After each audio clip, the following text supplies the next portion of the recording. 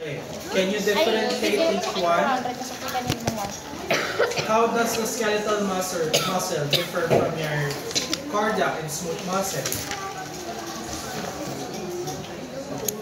Ano na?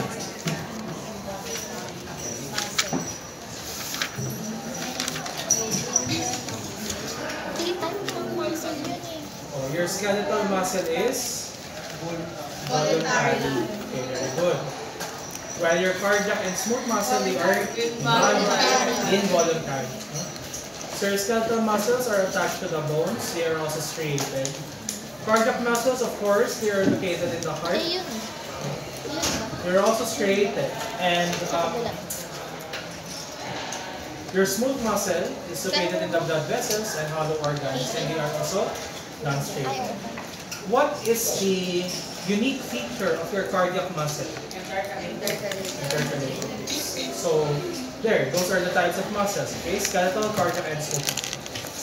What are the functions of your muscular system? Of course, for movement, posture, respiration, production of body heat, communication, and constriction of organs and vessels, as well as contraction of the heart.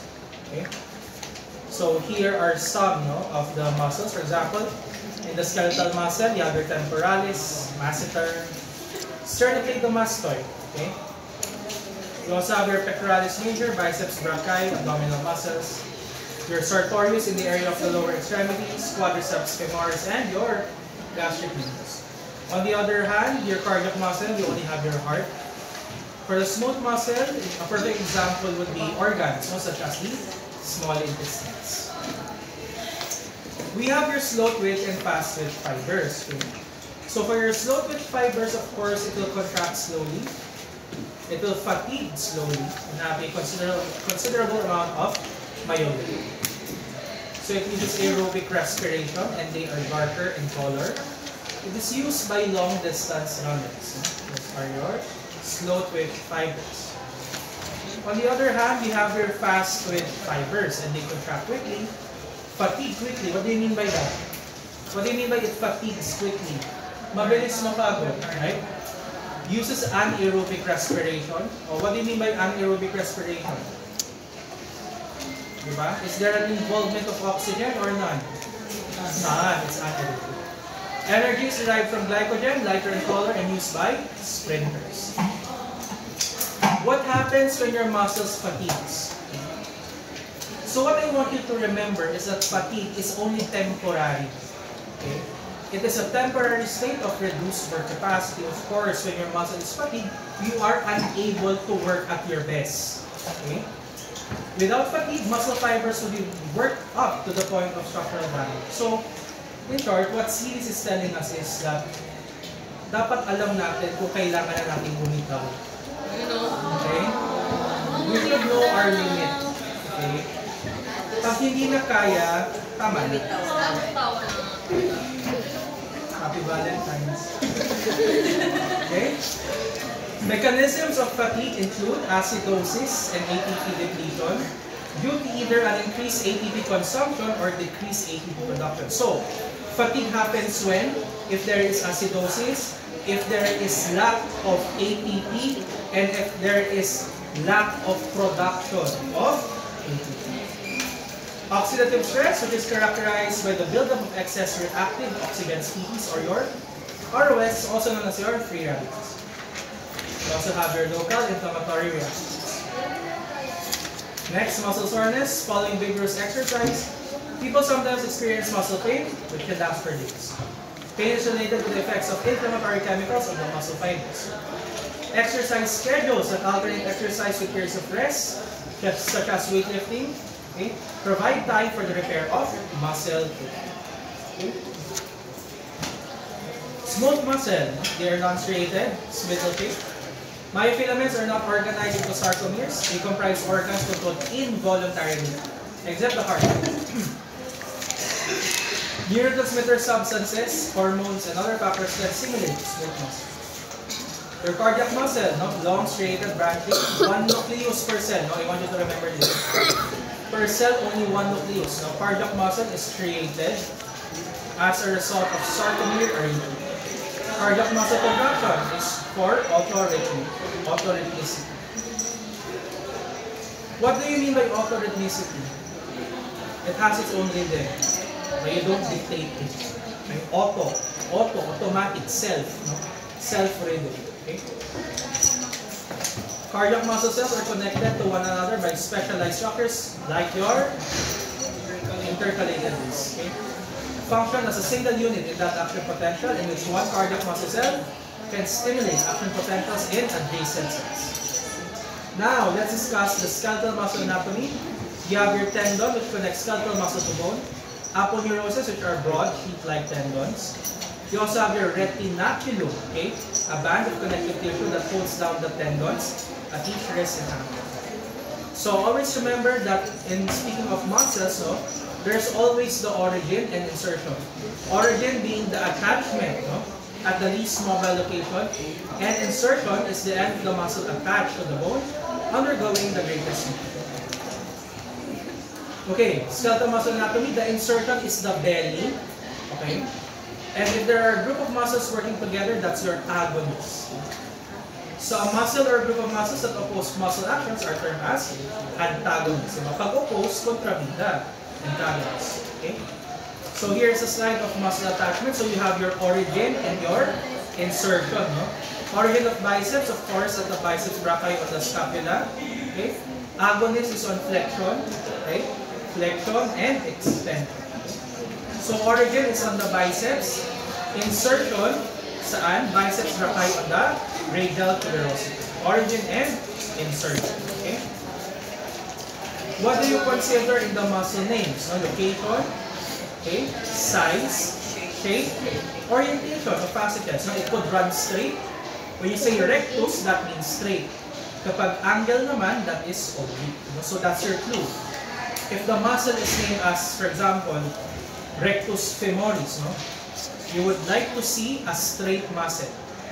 Posterior oblique, inferior oblique, no? May angle. It's angulated. You understand? Okay. So that's the clue. Rectus is straight, angle oblique. Origin and insertion. So the sternocleidomastoid, which is located here, di ba? Over here, right here, has its origin on the sternum and clavicle, and its insertion on the mastoid process of the temporal lobe. Number of heads of the muscle. No? A biceps muscle has 2 heads, no, or origin, and the triceps muscle has a 3 head for origin. Kaya diba, triceps because there are 3 heads, biceps because 2 heads. Functions: abductors palayo sa midline, adductors toward the midline. No? Abductors and adductors are the muscles that cause abduction and adduction movements. Okay, so let's start. No? Skeletal muscles. These are the main muscular types that I want you to remember, or muscular parts rather. Facial muscles, no? May mga pangalan pa yan. Okay? Sternocleidomastoid, trapezius, deltoid, biceps brachii, triceps brachii. Okay? Linea alba is a straight line in the middle. Okay, linea alba. Pectoralis major on the chest. Okay? Serratus anterior on the sides, lateral sides. So again, this is the linea alba, no, it's the middle. Rectus abdominis, okay, over here. Rectus abdominis. External abdominal oblique, where's that? Over here, external yan. Okay. So this is the linea alba. Okay, so for the arms, guys, very important, brachioradialis. Okay, brachioradialis, retinaculum. On the other side,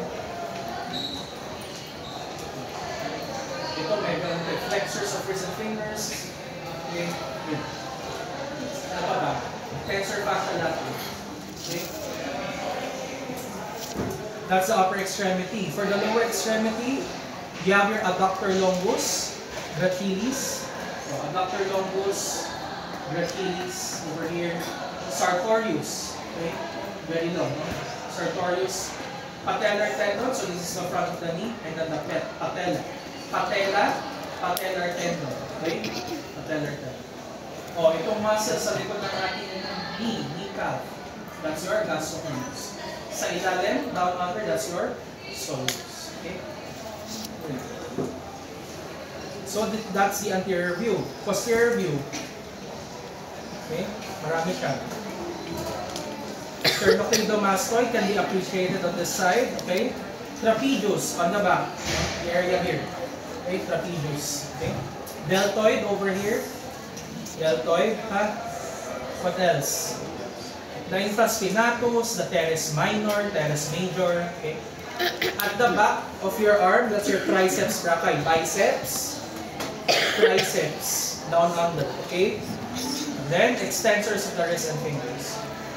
Lat dorsi, the whole structure of the back. Okay. Latissimus dorsi. This is your latissimus dorsi. External abdominal oblique over here. Oh, gluteus medius, the upper part of the buttocks. Gluteus medius, no? And then the cheek, that's your gluteus maximus. Okay? Gluteus maximus. Okay? What else? Adductor magnus, this area. Iliotibial tract, the Achilles, down the thigh. Okay? Your hamstring muscles, I want you to memorize this. Ha? Hamstring muscles, semitendinosus, biceps femoris, semimembranosus. Okay? So, how many are the components of your hamstrings? 3. Semitendinosus, biceps femoris, and semimembranosus. Here, gastrocnemius, soleus, fibularis longus, and fibularis rectus. For anatomy, guys, no, it's vital that you have your own study time. Kasi we can go the whole day, no, up until 7. We can repeat this, that this is a sternocleidomastoid, this one, this one, this one, this one. But I don't expect you to memorize it now, right? It really takes time. So, self-study talaga. Kasi kahit isa-isahin ko, hindi ako sure na naalala nyo. Sadly, we really need to memorize. Okay? Yun po talaga. Okay. What do you mean by mastication? Chewing. Temporalis, masseter, and pterygoids, which are 2 pairs, are involved in the process of mastication. Okay? Muscles of facial expression and mastication. So, it's more difficult to frown than to smile because more muscles are involved when you frown. Nakakapagod. Diba? Nakakapagod maging grumpy, nakakapagod maging masungit. Eh masakit, so masakit siya. There's pain. Diba? When you're sad, but when you cry, you're tired afterwards. Because besides the tears that you have shed, the muscles in your face, no, is also involved. That's why you're tired. Okay? So here are the various types of muscles of the face. Occipitofrontalis, orbicularis oculi is the muscle surrounding our eye. Oh, another orbicularis. Orbicularis oris is for the lips. Okay? Orbicularis oris, lips. Orbicularis oculi. Oculi, from the word itself. Optic, eye. Diba? What else? So, occipitofrontalis over here. You have your epicranial aponeurosis. You have your temporalis over here, occipitofrontalis. Okay? Masseter. Okay, masseter, the big muscle over there. Sternocleidomastoid and your trapezius. What I want you to identify as well, buccinator. Oh, for some weird reason, gusto itatapos ang capital. Buccinator. So ito yung qualitative traits tapos yan. Yung muscle. Ganyan ka talaga. Alam mo sa attack of Titans, may ganung muscle yan. Ganyan. Ganyan. Yan yung buccinator. At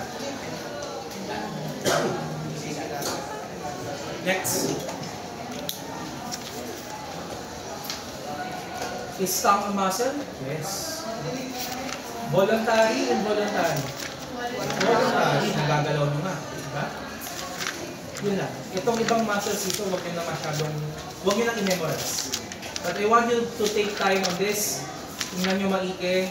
Be familiar with the parts. Kaya din na kasi sa exam. Okay? Deep neck muscles. Parang hindi naman. But the parts, no, of the erector spinae muscles, what are the components of your erector spinae muscles? These are your longissimus, iliocostalis, longissimus ulit, spinalis, yun lang, no? Longissimus, iliocostalis, spinalis, that's it. Those are the components of your erector spinae muscles, okay? O ito, Why is it important for us to study the various thoracic muscles? Why?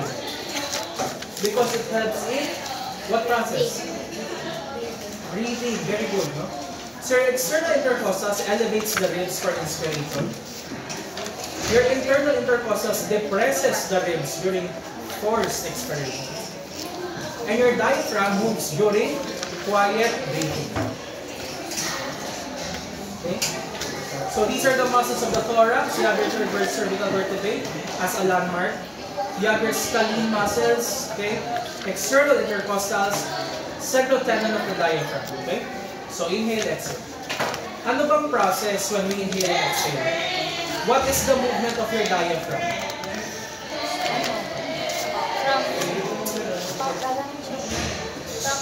Okay. When you inhale, the diaphragm, the diaphragm. When you inhale, exhale. So when you inhale, the diaphragm goes down. Why?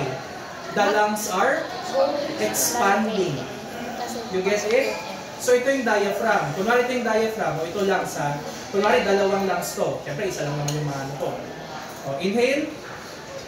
Lalaki siya eh. Exhale. Gets?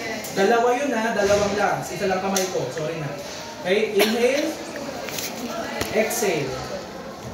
Okay? That's why your diaphragm goes down when you inhale. Exhale. Okay? Next. Diba? Ang bilis ng pacing natin. Abdomen na tayo.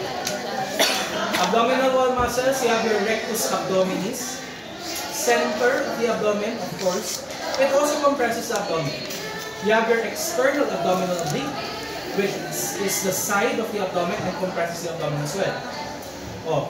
Internal abdominal oblique compresses the abdomen, transversus abdominis compresses the abdomen as well. So halos same lang sila ng function, no? Compresses the abdomen. So, rectus abdominis over here, linea alba on the center. This is your umbilicus, external abdominal oblique over here. Okay? Very direct. Oh, pelvic diaphragm muscle. Saan banda to? In which part is your pelvic diaphragm muscles, guys? Hip. O, yung area ng putan. Diba? Levator ani, ischio cavernosus, volvus spongiosus, deep transverse perineum, superficial transverse perineum. Let's see the photo.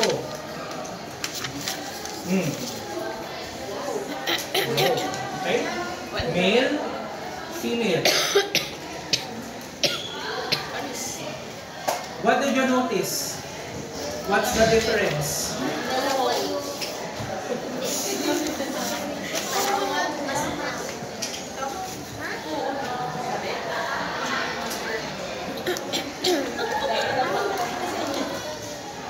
Both has an anus, right? Yes. The male inferior view has a median raphe, whereas on the other side, walang median raphe, however, there is the female organ. Okay? So you have your ischio cavernosus. So ito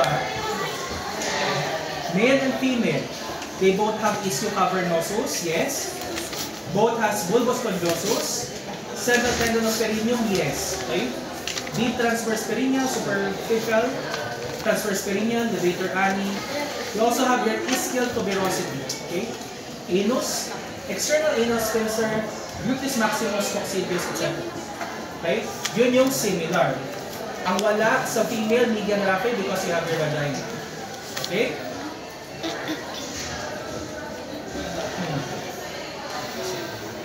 Yun lang. Next. Upper scapular and then muscles. You have your trapezius. Where's your trapezius? Yun yung minamasad. No? Okay. Shoulders and upper back extends the neck and the head. You also have your pec major. No? When you say pectoralis, that's the chest. Elevates the ribs. Serratus anterior is between the ribs and elevates the ribs. Your deltoid is over here. Okay? Shoulder. Abductor or upper limbs. Muscles of the shoulder, you have your trapezius, okay? Deep neck muscles over here, okay? Rhomboids and middle border of the scapula, okay? internal intercostals, pectoralis major, etc. etc. Lat dorsi, serratus anterior, external intercostals. Okay? Hindi ko siya tinanong sa exam guys ha, so familiarize yourselves na lang. Okay, yun yung mahalaga. Familiar kayo kung ano yung parts. Okay? O ito, rotator cuff muscles. What are those? You have your supraspinatus, infraspinatus, and teres minor. Okay? Upper limb muscles. You have your triceps brachii, 3 heads, triceps nga. Okay? Triceps brachii, 3 heads, extends elbow. Biceps brachii, this is the flexing muscle. Okay? Flexes the elbow and shoulder. Upper limb muscles, you have your brachialis, which flexes the elbow. Lat dorsi, lower back, and extends the shoulder. So, you have your deltoid over here. Pectoralis major for the chest, serratus anterior on the lateral sides. Okay? So, ito, cadaver. Okay, deltoid, serratus anterior on the sides. Serratus anterior, pectoralis major for the chest, and biceps brachii. This one, deltoid, pec major, triceps brachii. I want you to remember it has a long head. It also has a lateral head. Biceps brachii, long head, brachialis, and brachioradialis. Again, brachioradialis is part of your forearm hand. Brachioradialis. Oh, ito forearm muscles, guys. Study this very hard. Itong lahat na to.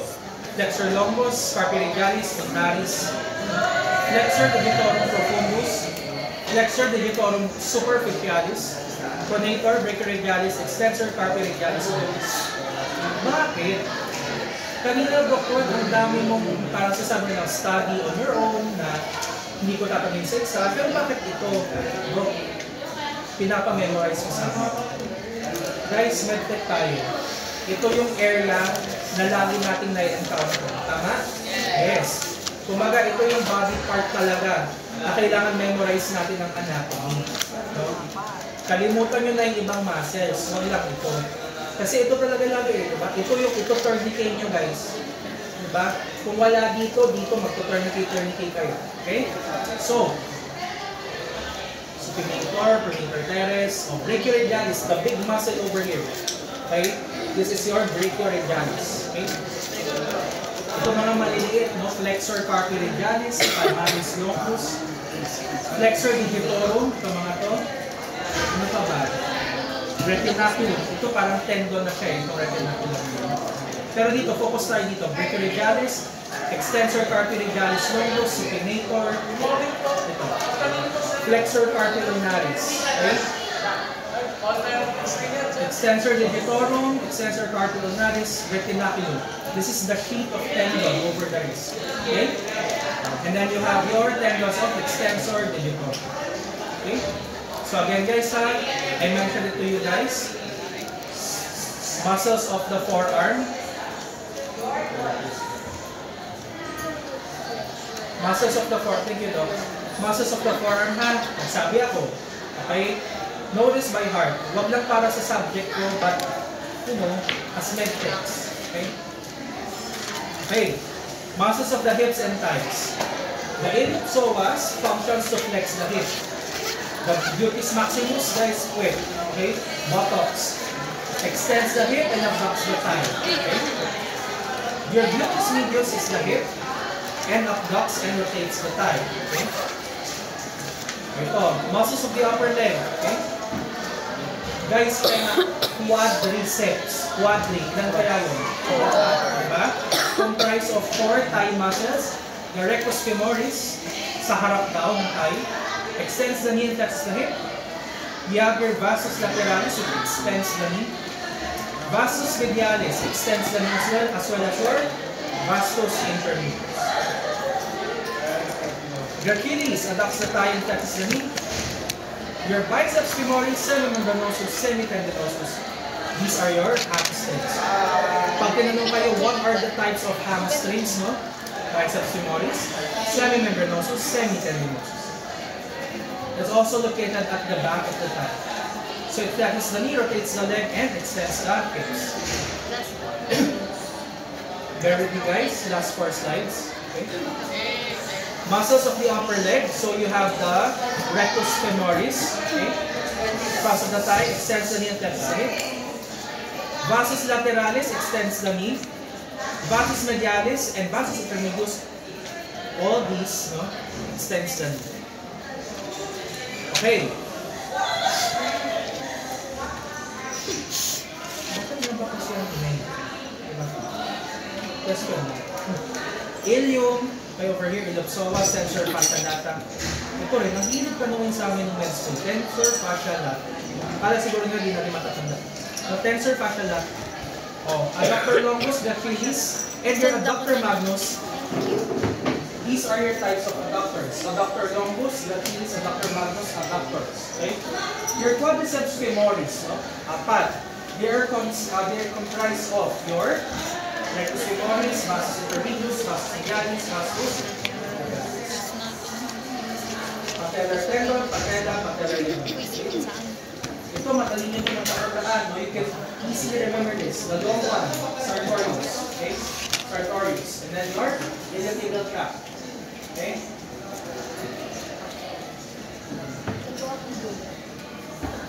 Okay. Ayan. So pa. Hamstring muscles. There's these hamstring muscles, semitendinosus, biceps femoris, and your semimembranosus. Okay? Gluteus medius, gluteus maximus. Okay? Buttocks. Okay. Muscles of the lower leg, tibialis anterior, front of lower leg. Inverts the foot. Gastrocnemius is the calf. Flexes the foot and leg. Soleus attaches to the ankle and flexes the foot. Okay? Tibialis anterior, gastrocnemius, and your soleus. Okay, these are the muscles of the leg. Okay? Gastrocnemius and soleus. Gastrocnemius, soleus. Soleus, fibrillaris longus. Fibrillaris brevis, tibialis anterior. Extensor tibialis longus, hallucis longus. Doc, do we need to memorize? Yes. Another area for medtechs where we extract blood. Right? Especially sa paa. Remember guys? Kasi we can apply tourniquet here and get blood here. Okay? So, technically, the extremities of the upper and the lower. Yung parts. Kaya, usapan yun. Sabi ako. Okay? Thank you. So, next meeting, quiz. Feeling ko mga 20 items kasi ang dami. 10 items skeletal, 10 items muscular. Discussion for respiratory system, 1 hour break, related lang. Written, multiple choice, may scantron. Okay? Any more questions? Multiple choice or... I didn't quiz you. But the major exam is multiple choice. Okay? Bye guys. Thank you. Study hard. Wala na. Mag-aral na kayo. Aralin mo. Okay, hindi ako nagbigay ng activity. Bakit? Mag-aral kayo mabuti. For the skeletal and muscular. Yun na. Pahala kayo dyan. Okay, thank you. Yes. Okay.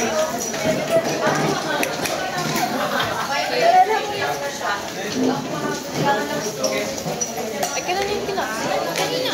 Ay, wait.